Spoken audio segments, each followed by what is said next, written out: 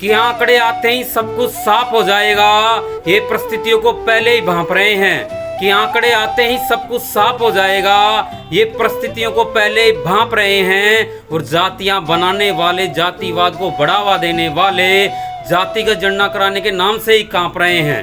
जय भीम साथियों, जातिगत जनगणना का एक बहुत बड़ा मुद्दा वर्तमान में चल रहा है। सोशल मीडिया के हर प्लेटफॉर्म से पर एक पक्ष तो कह रहा है कि जातिगत जनगणना होनी चाहिए और कुछ लोग कह रहे हैं कि नहीं होनी चाहिए। तो इस पर ही बात करते हैं कि जब देश आज़ाद हुआ, जब स्थितियां सामान्य नहीं थी, हर क्षेत्र में असमानताएं थी, चाहे आर्थिक हो चाहे सामाजिक हो, हर क्षेत्र में असमानताएं थी, जातियां पिछड़ी हुई थी। और कुछ लोग थे जिनका हर वर्ग पर, हर जो व्यवस्था है उस पर कब्जा था। और कुछ लोग थे, एक बहुत बड़ी आबादी थी जो देश की मुख्य धारा से बहुत दूर थी, एक वक्त की रोटी भी मुश्किल से मिल पाती थी। अब उन जातियों को देश की मुख्य धारा में लाने के लिए कई सारे प्रावधान रखे गए, जिनमें से आरक्षण भी एक है, और कई सारी नीतियां भी लागू करनी पड़ी, और वर्तमान में भी वो जारी है कई सारी। तो जो जातिगत जनगणना है, ओबीसी समाज की एक बहुत बड़ी आबादी है भारत में। अब ओबीसी समाज कह रहा है कि भाई जातिगत जनगणना होनी चाहिए, जब ही तो पता चलेगा कि हम कितनी, हमारी जनसंख्या है, कितना इस देश को में हमारे लोग हैं, और हमारे लिए जो योजनाएं बनाई है आज तक वो कितनी सफल रही है, कितने लोगों को लाभ मिला है। तो जातिगत जनगणना को लेकर वो कह रहे हैं कि भाई जातिगत जनगणना होनी चाहिए। और बात भी सही है, जब जातिगत जनगणना होगी तभी तो पता चलेगा ना कि हमने इतनी योजना बनाई है और इतने लोगों तक पहुंच गई। और जातिगत जनगणना से ही तो पता चलेगा कि किसी समाज को और कितने योजनाओं का लाभ देना है, कब तक देना है। तो ये चीज जातिगत जनगणना से ही तो पता चलेगी।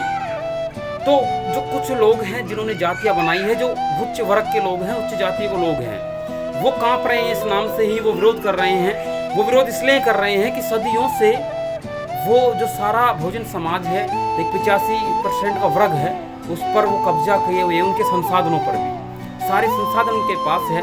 कहने का मतलब उनका हक वो खाते आए हैं। लेकिन आज जैसे ही हिस्सेदारी की बात हुई, मान्यवर साहब कांसीराम ने भी कहा था कि जिसकी जितनी संख्या भारी उसकी उतनी हिस्सेदारी होनी चाहिए, कि जिसकी जितनी संख्या उसकी उतनी हिस्सेदारी होनी चाहिए।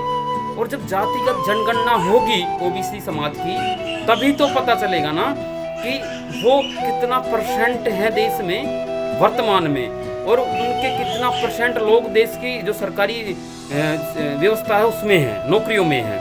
अगर उनके लोग उनके प्रतिनिधित्व के हिसाब से नहीं है तो मतलब उनका हक कोई और खा रहे हैं। इसीलिए जो यहाँ का उच्च वर्ग है वो बौखलाया हुआ है, वो चाहता है कि जातिगत जनगणना ना हो और चीज़ें वैसी की वैसी बनी रहे और दूसरे का हक वो खाते रहें। लेकिन अब ओबीसी ने मोर्चा खोल दिया है, इसमें SC ST उसके साथ है और कह रहा है कंधे से कंधे मिलाकर कि भाई जातिगत जनगणना होनी चाहिए, और होनी भी चाहिए। तभी पता चलेगा कि कितनी तो ओबीसी की जनसंख्या है, कितने उनकी जातियों को लाभ मिला है और कितना मिलना है। तभी ST का पता चलेगा, तभी SC का पता चलेगा, और तभी पता चलेगा कि जनसंख्या के अनुसार उनको कितना आरक्षण और देना है और उनके लोगों को कितना और बढ़ाना है।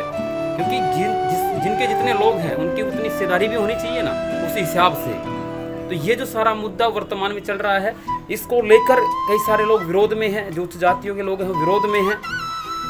जातियां उनने बनाई, जाति के आधार पर जुल्म करते हैं, जाति के नाम पर गर्व करते हैं, तब कोई दिक्कत नहीं आती। लेकिन जैसे ही बात जातिगत जनगणना की है तो उन्हें परेशानी हो गई। परेशानी होना भी वाजिब था, क्योंकि उन्हें पता चल गया, जो उनकी ज़मीन हिलने लग गई कि अब स्थितियाँ समान नहीं है, अब फैसला होगा और लोग अपना हक लेंगे। तो ये जो सारी घटना थी, ये थी कि किसी भी जाति को, किसी भी समाज को देश की मुख्य धारा में लाने के लिए योजनाएं बनाई जाती है, और योजना ही तभी तो सफल होगी जब पता चलेगा कितने लोग उस योजना का लाभ ले चुके हैं, कितने लेंगे। तो इसलिए ओबीसी की जातिगत जनगणना होनी चाहिए। जय भीम, जय भारत।